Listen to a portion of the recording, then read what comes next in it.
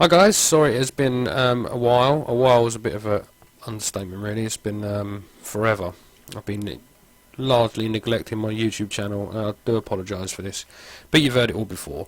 So without going into too much detail, I've just been trying to concentrate quite a lot on Strangebox, my company. And everything's going well, but it's just not left me much time to be knocking out some tutorials. But I've got a bit of spare time today. Whilst I'm waiting for some clients to come back to me, I've had a few offers lately of people asking me to come and teach for them and create courses, etc. Of which I'm kind of possibly looking into. So I'll keep you informed on that. Just going to close my studio door. Okay, a little bit less noisy now. Alright, so today we're going to be looking at Vray render layers. So if you're not a Vray user, then this is probably not for you. But if you are, I'm just going to throw in a couple of little tips here as well regarding render layers and kind of rendering and lighting. We're going to cover a few things fairly quickly, so keep up if you can. If not, pause the video, go back, etc, etc. The beauty of YouTube. Right, so we've got a simple scene. We've got a sphere, a cube, and some triangles on a plane. Wow.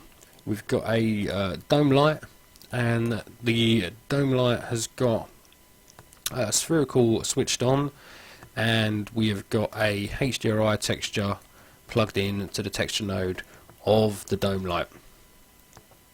Okay, before we go any further into render layers, I just want to show you something which is a little workaround that I do. So currently we've just rendered this image very quickly, and we have got invisible switched off. That means that we're getting all the reflections and light from the we're getting all of the light from the dome light hitting the surfaces, bouncing around and that, and we're also getting the colour information showing up as reflections inside reflective objects, which is great. But what we haven't got is an alpha channel, because we are showing the background of the texture on the dome light. So if we switch that off, have a little looky here. So that's all good. We've lost the background and we've got an alpha channel now. But if you notice, we've also got this black area here.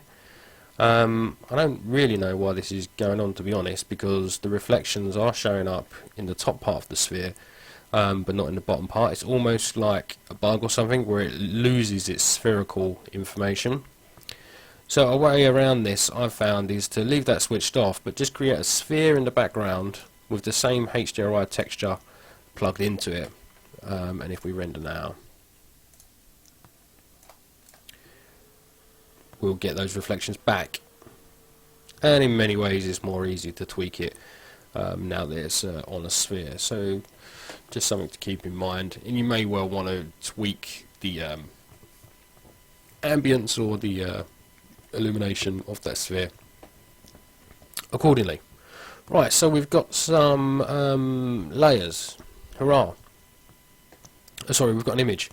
So we want to be looking at some render layers today. And I'm going to show you some render layers that are maybe not initially quite straightforward for you to set up, or whether you'd even thought about them. The first one, most excitingly, is the extra texture node. So some of you may be wondering about getting ambient occlusion out of your renders really simply without setting up some kind of bonkers shader, and this is the way to do it, in my opinion. So we'll just, in the render layers tab, if we just click on extra texture and we hit add, and we see it in here, and we'll just click on that and we'll open up the little box down here. Actually, we'll just open the Vray section up. Okay, so we can see here we can plug in a file name or we can plug in a texture. So let's get the Hypershade open. This is so easy, you'll kick yourself for not having used this method in the past. And we're just going to scroll down and we're going to look for the Vray Dirt shader, which is here. So now we've got the Vray Dirt shader, and we'll just click on that extra texture again, and we're going to middle mouse drag into the texture node, like so. By double clicking on this, we can actually get to the properties of the Vray Dirt shader, which is basically an ambient occlusion shader. So if we click render now, we're going to see that obviously nothing shows up, which is perfectly fine, normal. Just give that a minute. And if we go to the drop down menu now, we've now got one that says Vray Dirt. Click on that, we can see we've got ambient occlusion. Okay, so it's fairly straightforward. And if we want to tighten it up or add more divisions, to subdivisions, so we get less grainy image, we can do so here. We can tighten it as well, so there's the occlusion is tighter, and there's all sorts of fall off and other flim flams which you can get all excited about in your own time. Let's just do another quick render while we've got that layer open. We can see it's tighter and smoother now. So look how quick that was. Quicker, and you're getting it for free as well. You're not having to do an extra render layer with an extra shader or whatnot. And this will composite nicely in After Effects or Nuke or whatever you guys fancy using. Okay, so that's the first one. That's the ambient occlusion look plugged into Vray extra texture. Ugh, get my words in a mucking fuddle. Alright, so whilst we're here, let's create another one. Bam! Extra texture 1. Let's go into the render editor, hypershade, and we're going to look for a Fresnel. You may have heard of Fresnel, but maybe not combined with Vray render layers. So here we go, we've got a Fresnel Note, and let's just click on the extra texture again, and we're going to drop that into there, like so. And we can do another render. Just go back here, let's get rid of this. So a quick render. Fresnel's another nice render layer that you can create to use in your compositions. Just gives you some extra tweakable areas, you will see in a second. Works nicely for things like tyres and stuff. Some great highlights and bits and bobs in there. So let's just go to Fresnel and have a look. Okay, so you see you've got that kind of cell shaded look. So we've got highlights around the side, lowlights in the middle, mid-tones and that kind of thing. So if we click on the Fresnel shader, we can change the index of refraction. Let's just scroll down a bit and just render a little section here to get a slightly different look. So this might be good if you're doing some kind of microbe rendering or somewhere where you want to pick out the highlights around the edge of your model. So we can go on like that, creating other extra texture nodes. I haven't actually tried it with Vray edges, but let's just do it. Let's get an edges in here, and let's just go back. So for every new render layer, new experiment you want to try, you'll need to create another extra texture node. I'm getting fed up saying that because it's going to go very wrong in a minute. And we're just going to drag the edges texture into here. Let's just go and have a look at the edges node, pixels set to 1, show hidden edges. So this is if you want to show like triangles and stuff like that within your mesh. Well, let's just give it a go, shall we? Hit render. Okay, beauty about Vray is that we can look for our layers whilst it's rendering. So let's just have a look at the edges. Yeah, it works lovely jubbly. So that's another lightning quick way for you to get edges out and use them in your composition if you're after that kind of look. So basically, I know a lot of people like to show off their models, so this is a really quick way of doing it. So in terms of compositing, you can just kind of fade this up over time, over the top of occlusion as well, Fresnel, and of course the RGB. We can tweak the pixel size of the edges if we want thinner edges. You can also achieve that in post with a little matte if you wanted as well, but I'll just show you here. It starts to go a bit grainy after a while if you go down too low. But I'm sure if we up the samples it'd be better. Let's just try world units, see if that makes any goddamn difference. This all goes a bit crazy. Let's escape out of that and bring this down. Try that again. Just want to see if it looks better than using pixels. No, it's fairly similar affair, to be honest. It looks sort of the same. So whatever floats your boat with that. Got anything else in here? I don't know, Fresnel vertex colours, whatever you like. Just try plugging in a load of different things into that extra texture. That is a really good method of getting some render layers out quickly. Okay, so next up, something that may destroy people's minds is a thing called multi-map. Alright, so I'm going to go through this really quickly. It's not as hard as you think, but there are some things to look out for. So the first thing I want to do, and there are a huge difference between, well, a little difference between object IDs, render IDs, and multi-mats, but they kind of work hand in hand next to each other. Hang on, my microphone had gone a bit mad there. It's gone a bit fuzzy wuzzy. Hang on. Damn. Right, that'll do. Okay, so first thing we want to do is we want to click Add on Object ID.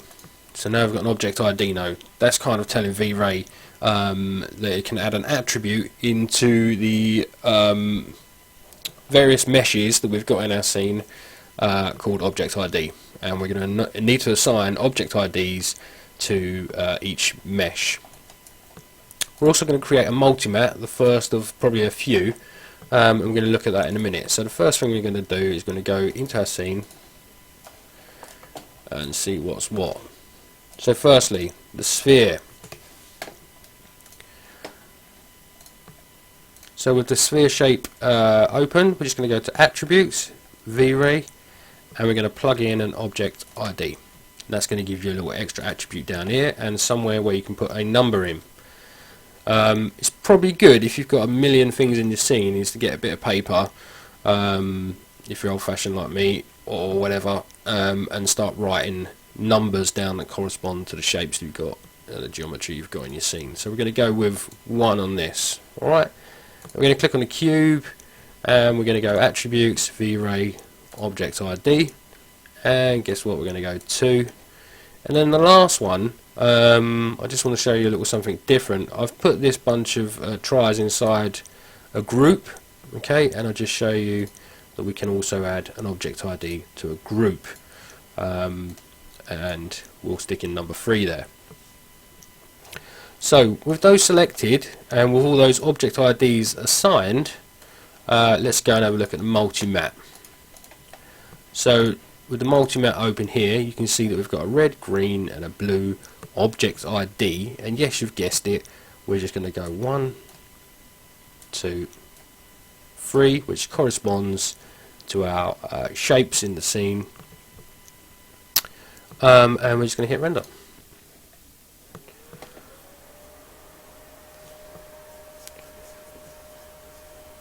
Now the reason obviously that we create a multi-mat and we want to separate these objects out is that so we can indeed work on objects singularly in post, in compositing. So if some of these objects overlapped, we'd still be able to work on one of the objects that was only sort of partially in view because we've got a specific solid colour channel for it. So if we go down to multi-mat, we can now see red, green, blue. Lovely jubbly, it's as simple as that. So this is another render layer we can take into post-production now. We can just work on the blue channel, which means we're just going to be working on this object, the green and the red, etc. And if these guys were overlapping, it means we don't have to set up a million render layers and start faffing around like that. Something to look out for, which is another reason that I put these triangles in a group, is if you've been passed a scene by someone or you're working with an object that's got lots of old object IDs in it or something like that, you can come across a problem where the group might have an object ID and also the shapes within it have got an object ID as well, and what they'll do is they'll conflict, and the original object ID that was implemented will be the one that shows. So if this try wasn't showing up, the best thing to do would be to go through and see if there was indeed an object ID added with some kind of arbitrary number which was causing some kind of conflict. That's how to troubleshoot it. So you just come down here, see there's one there, go there and untick that, just double check that your attribute was still on the group. Something I've come into issues with before. So next up, what do we do if we want the floor as well? How does that work? Because we know we can only use 3 color channels, red, green and blue. Well, it's quite simple really. We're just going to go and create another multi-map. Add that, so we've got multi-map 1. We've got another red, green and blue bunch of channels. Let's just select our floor. We're going to add the attribute object ID to it, and we're going to call this floor. Okay, so we'll go back to the multi-map, and I don't know what colour we'll do. We'll just go with a red 4. So they're talking to each other now. Another quick render.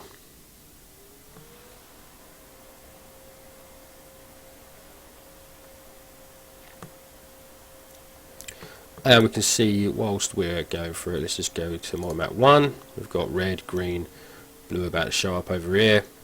And if we go to multi-map 1, there we go. We've got the red channel, and it's cut out the other objects, obviously because they're overlapping and they don't correspond to this red channel.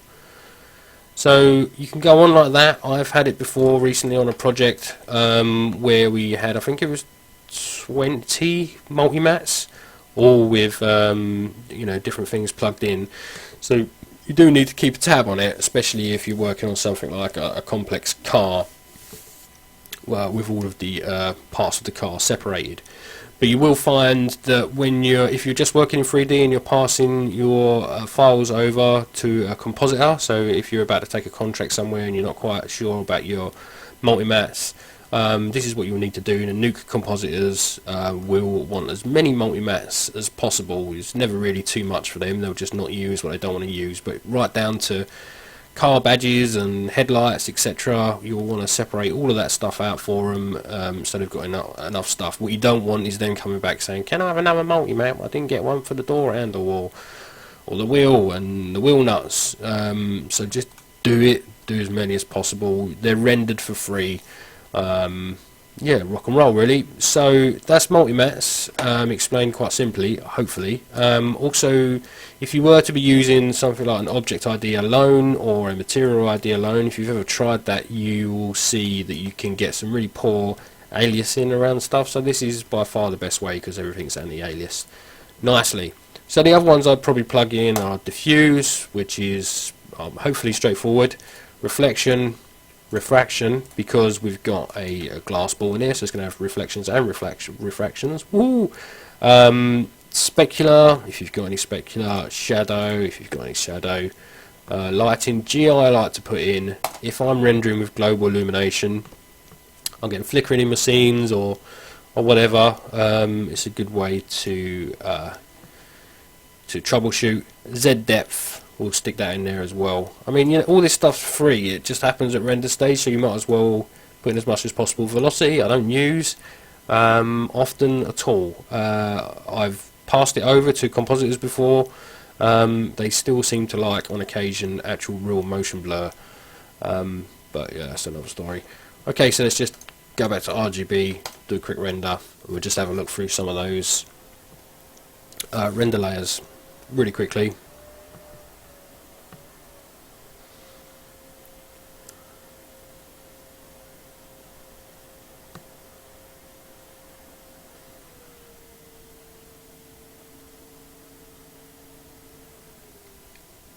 So there we go, finished render.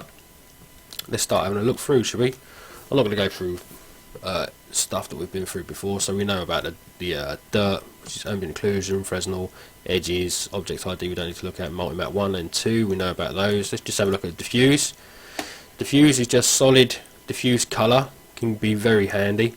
Then we've got reflect, so these are the only reflective objects in the scene, and obviously in post we can tweak these to get, you know, more or less reflections, blur them, etc. We're going to refract. The only thing refracting is this, and we can see that because it's glass, it's got an index of refraction, and it is indeed refracting in the environment, which is great. Again, tweakable to give you a better look. There's no actual direct specularity in the scene. Shadow, yes, we've got shadow here. Another good thing about looking at the shadow is that this is the shadow that's coming direct from the dome light, and we can see there's quite a bit of noise in there. So it's a good way of troubleshooting what's causing you noise within your scene. So we can see that it's the shadow, so if we wanted to correct that, we would just go into the outliner, go to the dome light, and we can just see that its samples aren't particularly high, so we might want to stick them up to the 24, and then we could just render a small area, so like here, and start troubleshooting, see if we've improved the sample rate, and hence given that less grainy texture. But because we've got a multi-matte on this, we could all sort of flatten it out within post anyway. So sometimes it's you've got to weigh one up against the other, higher render time versus your post skills. And the other thing I just thought of, which has just escaped me, yeah, just quickly, if you are happy to render with grain in your scene, or even just the tiniest bit of grain like this area, a good thing to do is to go into your settings and click on time dependent. Now I say this because if you was to render this now with the camera moving around, that grain stays static, as in it follows the camera.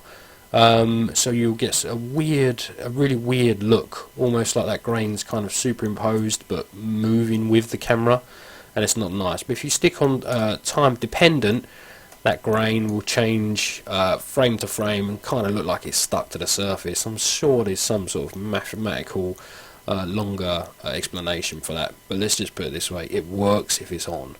Okay, that'll help with your grain movement in the scene. Back to the render layers, what else have we got? GI. There's no GI in the scene because I'm not rendering with GI. Even though I get a little bit of a GI look, I'm just rendering with GI off and the dome light. I personally like to do this on animated scenes quite a lot, simply because I don't like faffing around with flickering, and I know that it's not going to flicker if I just use dome light and standard lighting. I know you're going to get a better look, but to be honest, if your post skills and your compositing skills are kind of up there and you know what you're doing, then just render with a dome light really, and more lighting and just a load of render layers, and then just get the look that you want in post. Personally, I always feel it's sort of 40% post, 60% 3D, sometimes more in post, to be honest. But you know, if you wanted your GI to show up in that render layer, let's just have the light cache on and tweak me flim flam. Where is it? Let's just take my passes up to 12 because that's how many cores I've got. And we'll just do a quick render.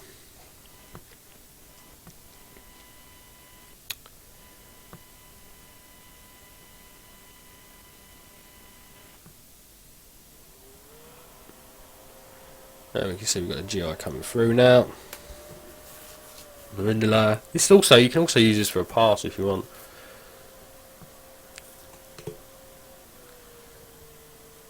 So there's your GI. That's another good way of troubleshooting stuff as well. If you are rendering animations with GI switched on, you're trying to work out where different splodges, flickering, noise is coming from. It's a good way of troubleshooting. How is my GI actually looking? How many photons, etc. have I got in the scene? Is it splotchy? Is that splotch coming from a texture? Is it coming from a light? Is it coming from my global illumination? But if you've got that GI render layer on, you can troubleshoot where it's coming from. Is it coming from here? Is it coming from the reflection, etc. So the render layers are used for more than just compositing. You don't even have to use them. You could just have them there for troubleshooting purposes. And the other thing I would look at is Z depth, which you're going to want to use if you are going to be compositing and you want some nice blur in your scene. Z depth can sometimes take a bit of tweaking. Let's just have a look here. Actually, let's just turn off global illumination quickly. Off skeet. Render.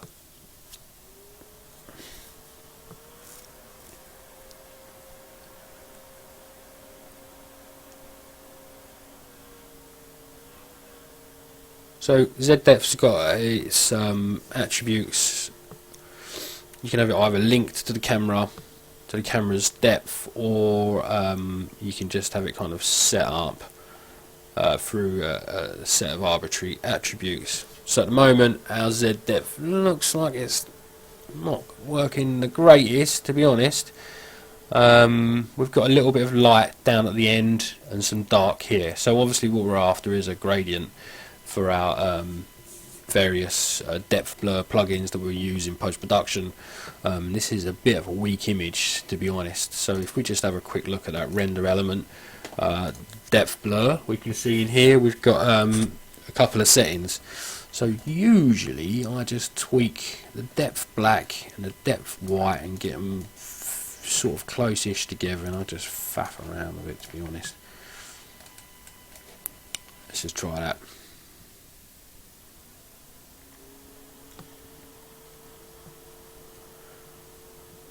It does depend on the scale of your scene as well. If you've got a lot of objects very, very far off, you're going to want to tweak these numbers.